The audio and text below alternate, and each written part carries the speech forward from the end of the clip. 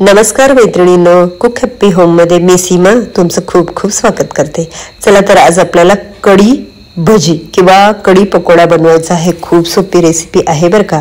इथे आपल्याला नंतरून तुपाची फोडणी देऊन अशा पद्धतीने छान असा तडका द्यायचा आहे।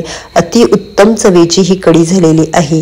ती तुम्ही चुरम्याबरोबर खा, म्हणजे छान असा पोळीचा चुरमा बरं का, किंवा मसाले भाताबरोबर खा किंवा साध्या भाताबरोबर खाल्ली तरीही अति उत्तम लागते। कधीतरी अशी ही रेसिपी होऊन जाऊ द्या, कधीतरी पाहुण्यांसाठी अशी बनवा किंवा घरातल्यांसाठी बनवा। तुम्हाला जर आवडत असेल तर तुम्ही आठवड्यातून सहज अशी रेसिपी बनवू शकता। इतकी सोपी मी इथे रेसिपी दाखवलेली आहे। चला तर लगेच तयारीला लागू। तर इथे मी जास्त आंबट नसलेलं दही घेतलेलं आहे, कारण मी इथे नंतरून फोडणीला बोरांचा वापर केलेला आहे, वाळलेली बोरं। तर तुम्ही इथे तुमच्या आवडीनुसार कमी जास्त आंबटची घेऊ शकता, दही घेऊ शकता।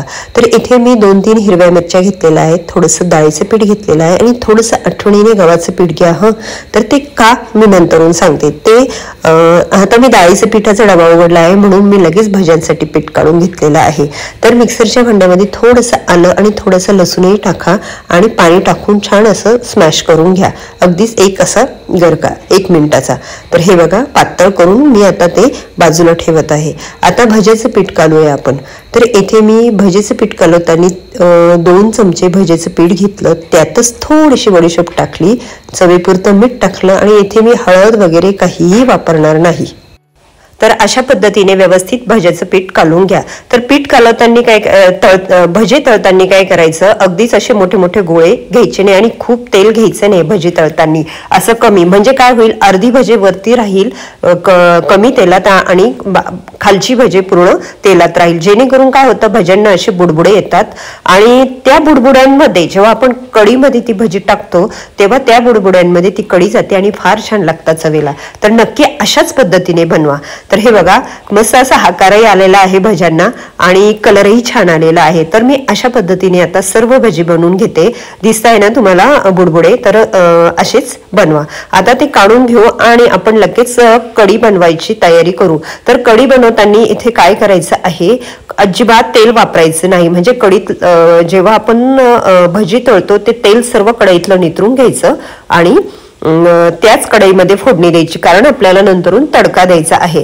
तर इथे मी मोहरी, थोडेसे मेथीचे दाणे, जिरे आपण नंतरून फोडणीला तडक्याला वापरणार आहे, 4-5 छोट्या लाल मिरच्या, कढीपत्ता आणि थोडीशी हळद। तर इथे कढी बनवताना आपल्याला खूप हळद टाकायची नाही, आता शेवटी तुमच्या आवडीनुसार हिंगही टाका हं आवडीने। हे बघा मी तेल अजिबात वापरलेलं नाही।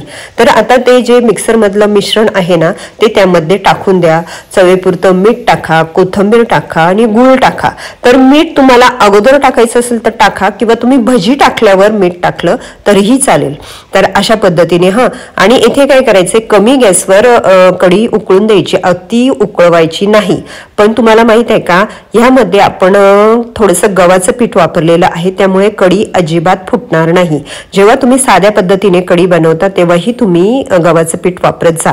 तर हे बघा थोडीशी उकळी यायला लागली आणि मी लगेच त्यामध्ये ती भजी सोडून दिली, का तर ती भजी त्यामध्ये मुरतील आणि कढी आहे ती त्या भज्यांमध्ये जाईल।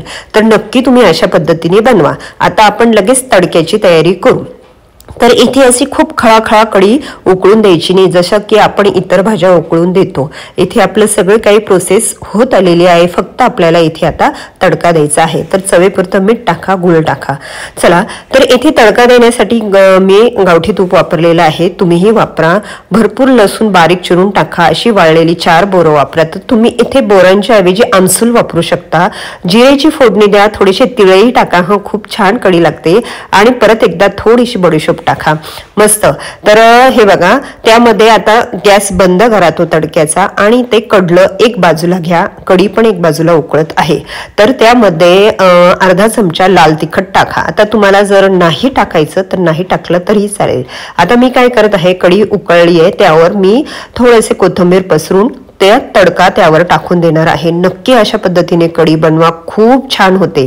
तुम्ही जर नवीन असाल माझ्या रेसिपी बघणाऱ्या तर प्लीज रिक्वेस्ट करते की आठवणीने चॅनल सबस्क्राईब करा, इंस्टाग्राम फेसबुक पेज पण लाईक आणि फॉलो करा। आणि तुम्हाला माहित आहे का, रोज 12 वाजता अशा छान छान रेसिपी असतात, अगदी 1 मिनिटाचा व्हिडिओ असतो, पटकन होणाऱ्या रेसिपी असतात, तर बघत जा, घरातील साहित्यात होणाऱ्या असतात। तर नक्की आठवणीने चॅनल सबस्क्राईब करा आणि व्हिडिओ बघून बनवून खाऊन छान अशी कमेंट करा आणि अशी कढी एकदा बनवाच, खूप छान लागते। तर आता कढी उकळत आलेली आहे, म्हणजे परत एकदा थोडं कमी गॅसवर 2 ते 3 मिनिट ठेवणार आहे। इथे आपल्याला झाकण अजिबात ठेवायचं नाही बरं का। हे बघा कशी कढी दिसत आहे। तर नक्की बनवा आणि रोजचे 12 वाजेचे व्हिडिओ असतात तेही बघा।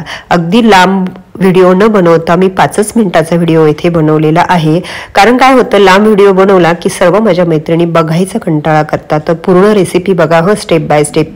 नाही बघितली तर मग तुमच्या लक्षात येणार नाही की इने अगोदर काय टाकलं आणि नंतरून काय टाकलं। तेव्हा चांगले चांगले खा, मस्त राहा, माझे व्हिडिओ बघत राहा।